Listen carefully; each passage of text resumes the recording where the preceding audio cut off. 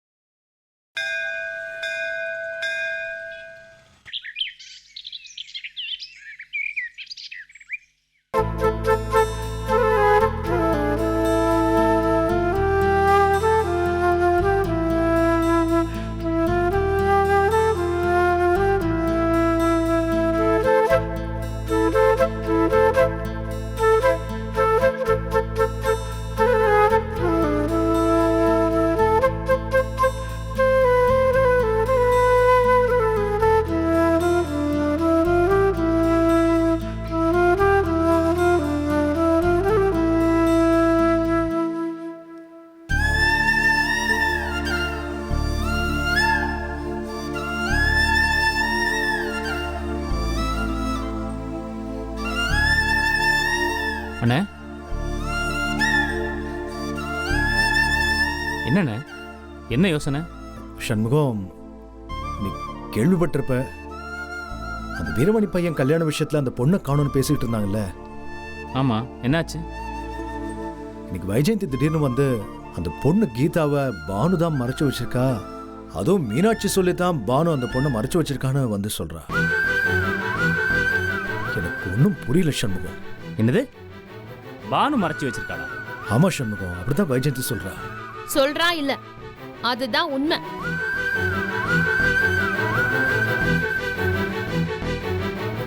அந்த பானு தான் கீதாவை எங்கேயோ ஒளிச்சு வச்சிருக்கா. என்னது இது? எனக்கு ஒன்றும் புரியலையே. ஆமாங்க, அவதான் குட்டையை குழப்பி கீதாவை கூட்டிட்டு போய் வச்சிருக்கா. ஏய், பானுவுக்கும் கீதாவுக்கும் எந்த சம்பந்தமும் கிடையாது. அவங்க பார்த்துக்கிட்டது கூட கிடையாது. அப்புறம் எப்படி? அதை தாங்க நாங்களும் சொல்றோம். அவங்க 2 பேருக்கும் எந்த சம்பந்தமும் கிடையாது. ஆனா கொஞ்ச நாளைக்கு முன்னாடி கீதாவை கோயில்ல வச்சு இவரும் உங்க வீட்டுக்காரம்மாவும் பார்த்திருக்காங்க. அப்ப அந்த கீதா கிட்ட பேசி எங்களை பத்தி மோசமா சொல்லி அவளை பிரெயின் வாஷ் பண்ணிருக்காங்க.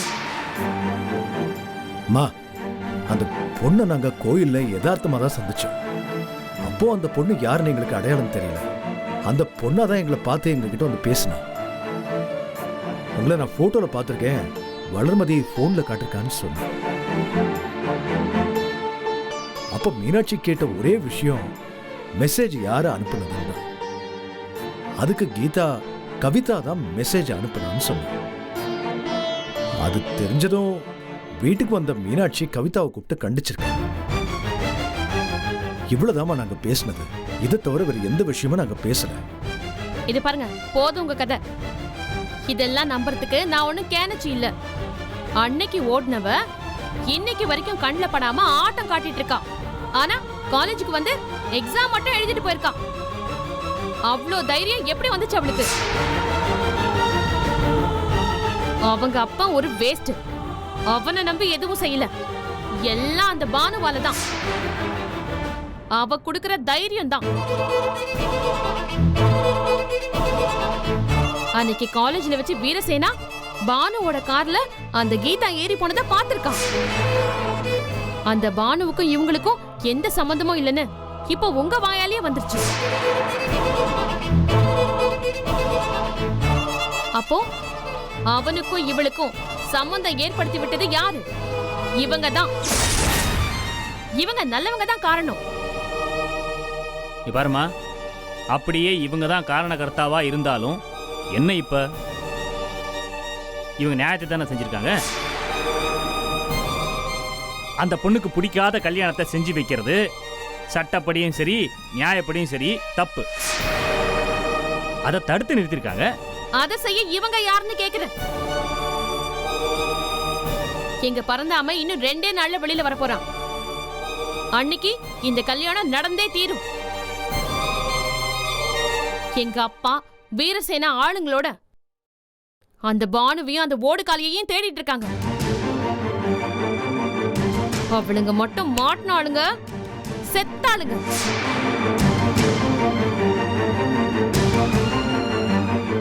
அவன் ஜெயிலை விட்டு வெளியே வந்ததும் இங்க நிம்மதியா உட்கார்ந்துருக்கவங்களுக்கு இருக்கு கச்சேரி.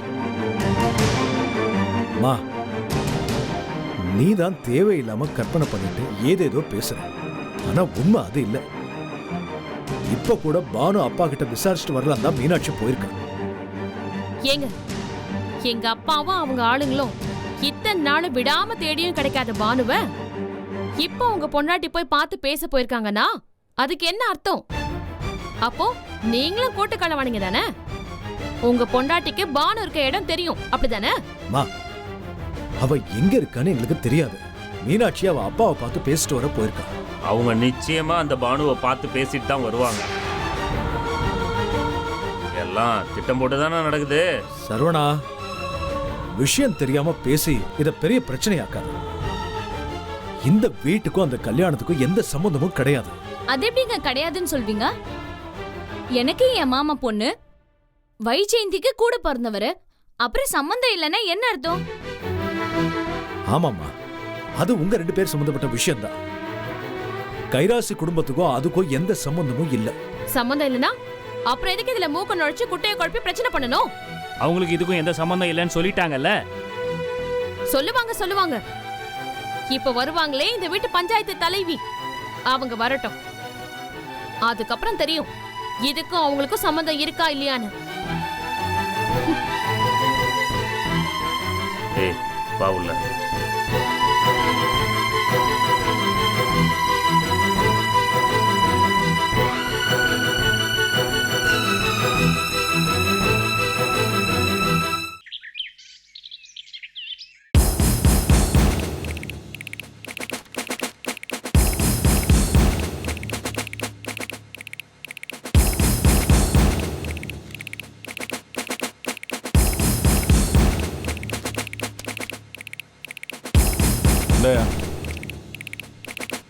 ஓகே சார், வரேன் சார். வாங்க சார், உட்காருங்க. உட்கார்றா. என்ன சார் எல்லாமே புதுசா இருக்கு? நம்மள மாதிரி பெரிய ஆளுகளை போலீஸ்காரங்க வந்து பார்ப்பாங்க வைப்பாங்க. இப்ப என்ன ஃபோன் பண்ணி வர சொல்ற அளவுக்கு ஏன் நிலைமை வந்துருச்சா? சார், நான் லோக்கல் போலீஸ்னா அங்கே வந்து உங்களை பார்த்து பேசலாம். ஆனால் இந்த மேட்டர் அப்படி இல்லை. ஐஜிஎஸ்க்கு ஃபோன் வந்துச்சான், நீங்கள் கேள்விப்பட்டிருப்பீங்க. ஆமா, அந்த பொண்ணு பெருசா கீதா கம்ப்ளைண்ட் கொடுத்துருக்காங்களாம்ல? ஆமாம் சார், அந்த கீதாங்கிற பொண்ணை உங்கள் பையனுக்கு வலுக்கட்டாயமாக கல்யாணம் பண்ண முயற்சி பண்ணியிருக்கீங்க. உங்கள் பையன் ஜெயிலுக்கு போனதுக்கப்புறம் அவங்க வேண்டான்னு ஒதுங்கி போகிறாங்க. ஆனால் அவங்கள விடாமல் ஃபாலோ பண்ணி டார்ச்சர் கொடுக்குறீங்க. ஏகப்பட்ட பிரச்சனை பண்ணியிருக்கீங்க. அந்த பொண்ணோட அண்ணனை அடிச்சிருக்கீங்க. இப்படி ஏகப்பட்ட கம்ப்ளைண்ட் உங்க மேலே வந்திருக்கு சார். பெரிய லெவலுக்கு போனதால இப்போதைக்கு எங்களால் எதுவும் செய்ய முடியாது. நாங்கள் உங்களுக்கு சப்போர்ட்டாக இருந்து ஏதாவது செஞ்சா அப்புறம் எங்களுக்கு தான் பிரச்சனை. என்ன சார் திடீர்னு நல்லவங்களா மாறிடுறீங்க? எல்லாம் நல்லா தானே போயிட்டு இருந்தது, அதுக்குள்ள எல்லாம் திருந்திட்டீங்களா நீங்க? என்ன சார் பண்ணுறது? உங்களுக்கு எதிராக நாங்கள் ஏதாவது செஞ்சா எங்களை விட பெரிய ஆஃபீஸரை பார்த்து எங்களுக்கு ப்ரெஷர் கொடுக்குறீங்க. உங்களுக்கு ஃபேவராக இருந்தால் மேலே போய் கம்ப்ளைண்ட் கொடுத்து எங்களுக்கு இம்சையை கொடுக்குறாங்க. ஆக மொத்தத்தில் கஷ்டம் எங்களுக்கு தான். என்ன செய்ய சொல்றீங்க? சரி, இப்ப நான் என்ன செய்யணுங்கிறீங்க? இதை பாருங்க, அந்த பொண்ணு விஷயமா நாங்க உங்களை விசாரிக்கிறத நீங்க கௌரவ குறைச்சா நினைக்கிறீங்க. அதுக்கு தான் நான் என்ன சொல்றேன், ஒரு ஸ்டேட்மெண்ட் ஒன்று எழுதி கொடுத்துருங்க. எங்களால் அவங்களுக்கு எந்த பிரச்சனையுமே வராது அப்படின்னு எழுதி கொடுத்துருங்க. எந்த சிக்கலுமே இருக்காது. இதுல சிக்கல் இருக்கு, நானே மேல இடத்துல சொல்லிடுறேன். இனிமே அவரால் எந்த பிரச்சனையும் வராதுன்னு. உங்களை யாரும் டிஸ்டர்ப் பண்ண மாட்டாங்க. என்னது எழுதி கொடுக்கணுமா? அதெல்லாம் முடியாதுங்க. தம்பி புரிஞ்சுக்கோங்க, அங்க உங்க மேல கம்ப்ளைண்ட் போயிருக்கு. அந்த பொண்ணு உங்களுக்கு தெரியாதுன்னு நீங்க சொல்லவே முடியாது. உங்க பிரதருக்கு நிச்சயம் பண்ண பொண்ணு அது. கோயிலில் கல்யாணம் பண்ற அளவுக்கு போயிருக்கீங்க. அதனால இப்போ நீங்கள் எழுதி கொடுத்துருங்க. அது போதும். உங்களுக்கு எந்த சிக்கல் வராமல் நான் பார்த்துக்கிறேன். அப்புறம் போலீஸ் மேலே நாளைக்கு குறை சொல்கிற அளவுக்கு நாம் அதுக்கு இடம் கொடுக்கூடாது பாருங்க. சார் இந்த பாருங்க, அப்படியெல்லாம் நான் எழுதி கொடுக்க முடியாது. உங்களால் என்ன செய்ய முடியுமோ அதை செஞ்சுக்கோங்க நீங்க. சார் புரிஞ்சுக்கங்க. நீங்கள் இப்படி சொல்லிட்டீங்க, நாங்கள் இப்படி ஐஜி ஆஃபீஸில் போய் சொல்ல முடியாது. அது உங்களுக்கும் சிக்கல், எங்களுக்கும் சிக்கல். தம்பி எடுத்து சொல்லுங்க. சார் எழுதி கொடுக்க சொல்லி தான் கேட்குறேன். சும்மா ஒரு ஃபார்மாலிட்டி எழுதி கொடுங்க. அப்புறம் உங்கள் ரூட்டில் பார்த்துக்குங்க. அப்புறம் நாங்களும் இந்த மாதிரி உங்களை கூப்பிட்டு தொந்தரவு பண்ண மாட்டோம். நீங்கள் கையெழுத்து போட்டு கொடுத்தா நான் நீங்கள் கொடுத்த லெட்டரை காட்டி மேலே இடத்துல பேச முடியும். அப்பா அவர் சொல்றதும் சரிதான்ப்பா. சரிதான்டா, நம்ம எப்படி மொத்தமா அவங்க கைக்குள்ள போயிருமே. அப்படியே சார் நினைக்கிறீங்க? இந்த கேஸுக்காக அவங்க என்கொயரி பண்ண சொல்லி எங்களுக்கு ஆர்டர் கொடுத்துருக்காங்க. நாங்கள் அதை செய்கிறோம். உங்களால் அந்த பொண்ணுக்கும் அந்த பொண்ணை சேர்ந்தவங்களுக்கும் எந்த சிக்கல் வராதுன்னு நீங்கள் எழுதி கொடுத்தீங்கன்னா உங்களை எந்த தொந்தரவும் பண்ண மாட்டாங்க. கொடுக்கலன்னு தான் உங்களை கேட்க முடியும். எழுதி கொடுத்ததுக்கப்புறம் எந்த பிரச்சனையும் இருக்காது.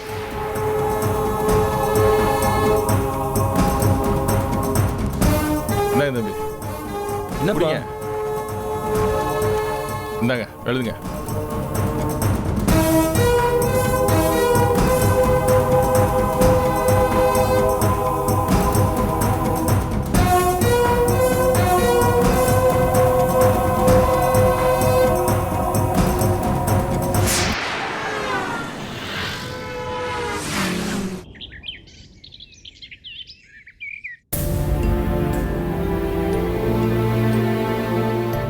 என்னாச்சு மீனாட்சி? என்ன சொன்னாங்க? அது என்னாச்சு மீனாட்சி? நான் போனேங்க, எல்லார்கிட்டயும் விசாரிச்சேன். அப்பதான் இத பத்தி உமாவுக்கும் இளங்கோவுக்குமே தெரிய வந்துச்சு. அன்னைக்கு இளங்கோ நம்ம கிட்ட வந்து சொன்னார்ல, ஆமா, அவங்க அப்பா அடிச்சிட்டாருன்னு. அது கூட இது சம்பந்தமா தாங்க. அவரை கூப்பிட்டு வைஜெயந்தியோட அப்பா பானுவை பத்தி கேட்டு அடிச்சிருக்காரு. போதுங்க, இப்ப அந்த கதையெல்லாம் எதுக்கு? நாங்க மோசமானவங்கன்னு எல்லாரும் நினைக்கணுமா? அதை விடுங்க. பானு கதை என்னாச்சு முதல்ல அதை சொல்லுங்க. அவளை பார்த்து பேசுனீங்களா இல்லையா? நான் எப்படி பானு கிட்ட பேச முடியும்? அவ அங்க இல்லவே இல்ல. அவ வீட்டுக்கு வந்தே ரொம்ப நாள் ஆச்சாம்.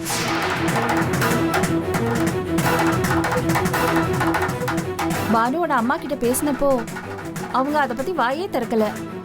அப்புறம் நான் பானுவோட அம்மாவை வற்புறுத்தி கேட்டேன். முதல்ல அவங்க எவ்வளவோ சமாளிச்சு பார்த்தாங்க. அதுக்கப்புறம் வேற வழியே இல்லாம ஒத்துக்கிட்டாங்க. கீதா பானுவோட பாதுகாப்புல தான் இருக்கான்னு சொல்றாங்க. ஆனா இப்ப அவங்க எங்க இருக்காங்கன்னு தெரியலன்னு சொல்லிட்டாங்க. ஆஹா, என்ன அற்புதமான பிளானுங்க. அங்க போய் அவங்க கிட்ட பேசுற மாதிரி பேசி எங்களுக்கும் இதுக்கும் எந்த சம்பந்தமும் இல்லைன்னு சொல்லுங்க. யார் வந்து கேட்டாலும் எங்க பேரை வெளியில கூட சொல்லிடாதீங்கன்னு அவங்க கிட்ட டீல் பேசிட்டு வந்திருக்கீங்களா? மெதுவா நாங்க உண்மையை கண்டுபிடிச்சிட்டோம்ல. எப்படியே உங்களோட குட்டு வெளியில வந்துரும்னு அங்க போய் பேசிட்டு ஆஹா கெஞ்சிட்டு வந்திருக்கீங்க.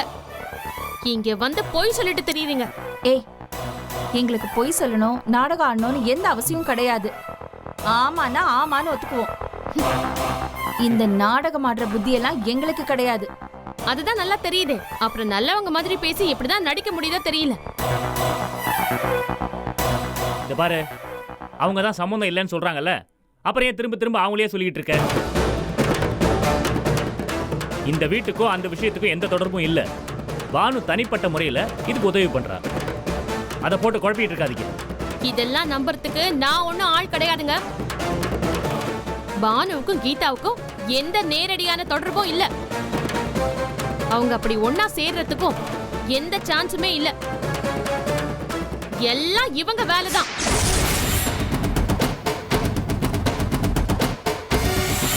இது வரைக்கும் எப்படி வேணா இருந்துட்டு போட்டோம்.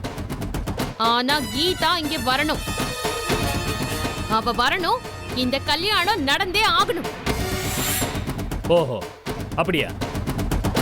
அப்ப நான் சொல்றேன் கேட்டுக்குங்க. கீதாவுக்கு பிடிக்காத ஒரு விஷயத்தை செய்ய நான் ஒத்துக்க மாட்டேன். அவன் ஜெயில இருக்கான். அவனுக்கு போய் அந்த பொண்ணை கட்டாய கல்யாணம் பண்ணி வைக்க முயற்சி பண்ணிட்டு இருக்கீங்க. ஒரு ரவுடி பையனுக்கு அப்பாவி பொண்ணை வலுக்கட்டாயமா கல்யாணம் பண்ணி வைக்கிறத என்னாலேயே ஏத்துக்க முடியாது. இது பாருங்க, அவன் ஒண்ணு ரவுடித்தனம்லாம் பண்ணல. இந்த கல்யாணத்தை நிறுத்துறதுக்காக யாரோ பிளான் பண்ணி அவன் மேல பழிய போட்டிருக்காங்க. அம்மா, உங்க அப்பாவை பத்தியும் உங்க கூட பிறந்தவங்கள பத்தியும் இந்த ஊருக்கே தெரியும். இந்த கல்யாணம் நடக்கவே நடக்காது, நடக்கவும் கூடாது. அத நீங்க முடிவு பண்ண முடியாதுங்க. அதை நீங்க மட்டும் எப்படி முடிவு பண்ணலாம்? நீ இந்த விஷயத்துல ரொம்ப ஓவரா போயிட்டு இருக்க. நான் ஏதோ போனா போதுன்னு விட்டுட்டு இருக்கேன். நான் என் கோவத்தை காட்டினேன்னு வையே, தாங்க மாட்ட நீ. பாரு, இந்த கல்யாணம் நடக்கவே போறதில்ல. அப்படியே அந்த பொண்ணை மிரட்டி உருட்டி இல்ல வேற ஏதாவது செஞ்சு சம்மதிக்க வச்சாலும் அந்த கல்யாணத்துக்கு நீ போக கூடாது. அவங்க மாமா வீட்ல ஒரு விசேஷம் நடந்தா அவங்க வருவாங்க. ஏய், உன்னை கொன்னே போட்டுருவேன், ஜாக்கிரதை. எல்லாரும் கும்பலா சேர்ந்து எங்களை முட்டாளாக்க பாக்குறீங்களா? இருக்கட்டும், அந்த பானு மட்டும் மாட்டட்டும். அப்ப இருக்கு எல்லாருக்கும் வேட்டு.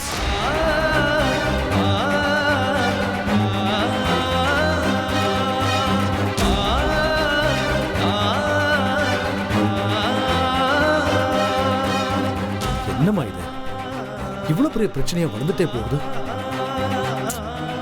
அவங்க அம்மாவுக்கு கூட பானுவை பத்தி பெருசா எதுவும் தெரியலங்க. ஆனா கூடிய சீக்கிரம் அவளும் கீதாவும் வெளியில வந்துருவாங்கன்னு அவங்க நம்புறாங்க. நமக்கு இதுக்கும் எந்த சம்பந்தமும் இல்லைன்னு அப்ப இவங்களுக்கு தெரியும்.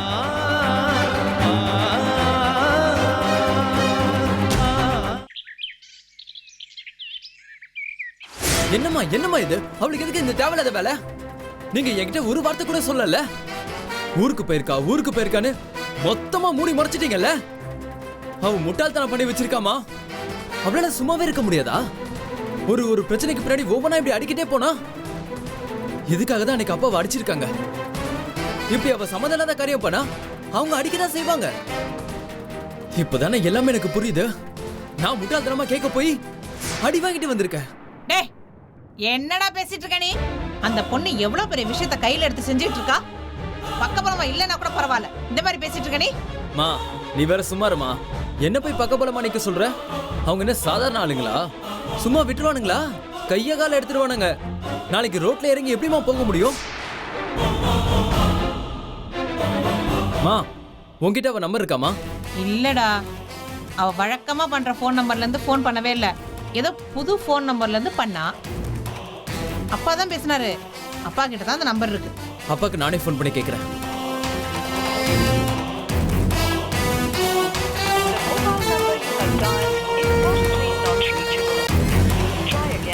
அப்ப நம்ம நாட் ரீச்சபிள்னு வருது.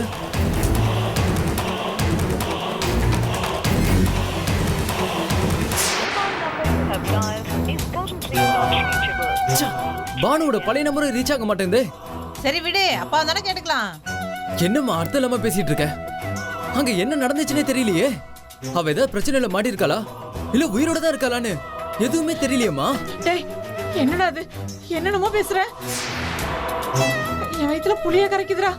ஏப்பா அப்படி பேசாதப்பா. பானோட நல்ல மனசுக்கு கடவுள் எந்த குறையும் விட மாட்டாரு. ஏப்பா உள்ளே இருந்து பேசுறியே, வெளியே போய் என்ன ஏதுன்னு ஒரு எட்டு பார்த்துட்டு வரலாம்ல. ஆமாண்டா. எங்க போய் என்னத்த பார்க்க சொல்றீங்க? இப்ப எனக்கு வெளியே போகவே பயமா இருக்கு. அவ கீதாவை மறைச்சு வச்சிருக்கதா டவுட் இருக்கும் போதே அப்பாவா அந்த அடி அடிச்சிருக்காங்க. இப்ப அவதான் மறைச்சு வச்சிருக்கான்னு தெரிஞ்சதுன்னா குடும்பத்தோட காலி பண்ணிடுவாங்க. இப்பெல்லாம் நான் வெளியே போனா அவ்வளவுதான். டேய், ஒரு பொம்பளை புள்ள அவ்வளவு தைரியமா எல்லா விஷயத்தையும் சமாளிச்சிட்டு இருக்கா. நீ இங்க இருந்து பயந்து சாவுற. ஏ லட்சுமி, வேணா போலீஸ்ல ஒரு கம்ப்ளைண்ட் கொடுக்கலாமா? ஐயோ, வேற வனையா வேண்டாம். போலீஸ்க்கு போனோம் தெரிஞ்சது தேடி வந்து வெட்டுவானுங்க. சும்மா இருடா நீ வேற. இப்போதைக்கு நம்ம எதுவும் செய்ய வேண்டாம். அவ ஊர்ல இருந்து வரட்டும், அதுக்கப்புறம் பாத்துக்கலாம். ஏமா, ஒருவேளை அவரும் பானு தேடி போய் சிக்கல்ல மாட்டிக்கிட்டாரோ? சே, அப்படிலாம் இருக்காது. அவர் சேலத்துக்கு தான் போயிருக்காரு. அட போமா, அவ அப்படிதான் திண்டுக்கல் போறேன்னு வேற ஏதோ பிரச்சனை பண்ணிட்டு இருக்கா. இப்ப சேலத்துக்கு போறேன்னு சொல்லிட்டு எங்க போனாரோ யாருக்கு தெரியும்? இந்த வீட்டுல நடக்கிறதெல்லாம் ஒரே மர்மமாவே இருக்கு. டேய் இளங்கோ, போடா, வெளியில போய் ஏதாவது தகவல் கிடைக்குதான்னு பாருடா. மா, எங்க போய் எங்கம்மா பார்க்க சொல்ற? இப்ப நம்ம அமைதியா இருக்கிறது நல்லது. நீ பேசாம இரு.